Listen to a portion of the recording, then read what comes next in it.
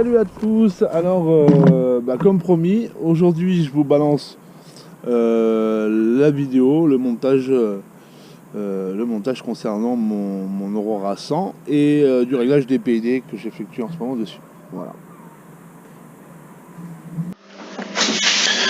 Alors, comme vous pouvez le voir à l'écran, j'ai baissé un ensemble de paramètres. Donc comme mes PID, il y a quelques valeurs que j'ai modifiées, et aussi au niveau de la force de stabilisation. Voilà. Donc j'ai toujours tendance en premier, surtout quand on commence, pour faire les premiers essais en mode angle, donc en mode stabilisé, ou en mode horizon, qui est lui semi-stabilisé, j'ai tendance à souvent descendre cette valeur pour rendre le retour à plat plus doux, plus organique, plus fluide. Donc, et puis ça évite aussi les petits problèmes d'oscillation qu'on retrouve souvent avec des réglages à 50. Voilà.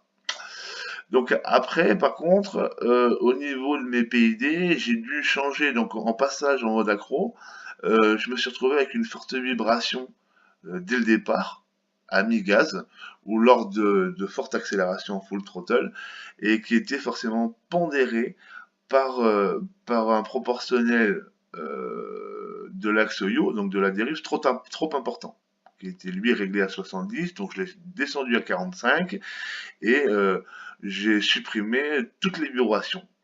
Parce que à savoir qu'avec une valeur trop importante du yaw, d'office, surtout à 70, qui est trop élevé pour l'ensemble des quadcoptères, on a une commande qui est beaucoup trop haute, créant une forte vibration sur l'axe concerné, mais aussi sur les deux autres axes, comme celui du tangage et celui du roulis.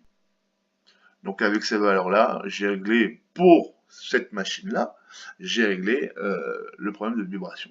Et comme vous pouvez voir sur la vidéo, la commande est assez bonne, donc la machine réagit bien.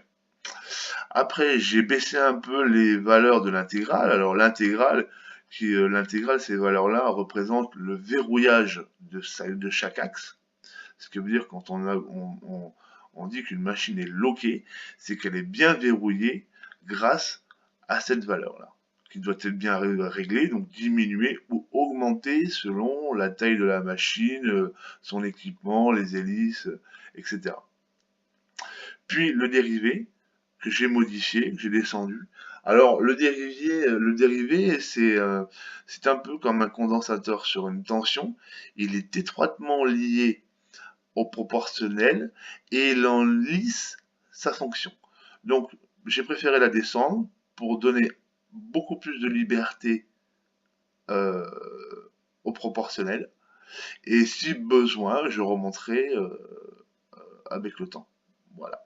Donc je vous laisse regarder la vidéo et je vous balancerai prochainement un tuto concernant la suite de mon tuning des PID de l'Aurora 100. Voilà.